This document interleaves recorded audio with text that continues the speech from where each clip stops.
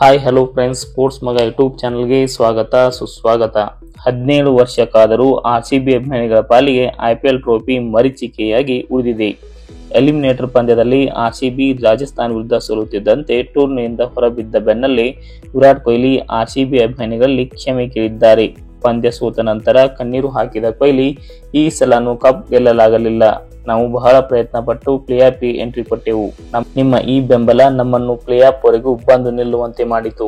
ಆದರೆ ನಮಗೆ ದುರಾದೃಷ್ಟವಶಾತ್ ಟ್ರೋಫಿ ಗೆಲ್ಲಲಾಗಲಿಲ್ಲ. ಇದರಿಂದ ನಾನು ಆರ್ಸಿಬಿ ಅಭಿಮಾನಿಗಳಲ್ಲಿ ಕ್ಷಮೆ ಕೇಳುತ್ತೇನೆ ಎಂದು ಭಾವುಕರಾದರು. ವಿರಾಟ್ ಕೊಹ್ಲಿ ಐಪಿಎಲ್ ಟೂರ್ನಿ ಆರಂಭವಾದಾಗಿನಿಂದಲೂ ಕೂಡ ವೀರಾವೇಶದ ಆಟ ಆಡಿದ್ದು, ಕಪ್ ಗೆಲ್ಲುವ ಹಂಬಲದಲ್ಲಿಯೇ ಪ್ರತಿ ಪಂದ್ಯವನ್ನು ಆಡುತ್ತಿದ್ದು ಕಂಡುಬಂತು. ಆದರೆ ಸಹ ಆಟಗಾರರ ಸರಿಯಾದ ಬೆಂಬಲ ಸಿಗದ ಕಾರಣ ಸಿಕ್ಕ ಅವಕಾಶವನ್ನು ಕೈ ಚೆಲ್ಲಬೇಕಾಯಿತು.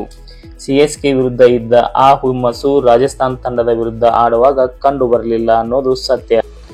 ಏನೇ ಇರಲಿ, ಈ ವರ್ಷ ಟೂರ್ನಿಯಲ್ಲಿ ಅತ್ಯಧಿಕ ರನ್ ಸಿಡಿಸಿ ಆರ್ಸಿಬಿ ತಂಡವನ್ನು ಪ್ಲೇ ಆಫ್ ತಂದು ನಿಲ್ಲಿಸಿದ್ದ ವಿರಾಟ್ ಕೊಹ್ಲಿಗೆ ಒಂದು ಸಲಾಂ ಹೇಳಲೇಬೇಕು.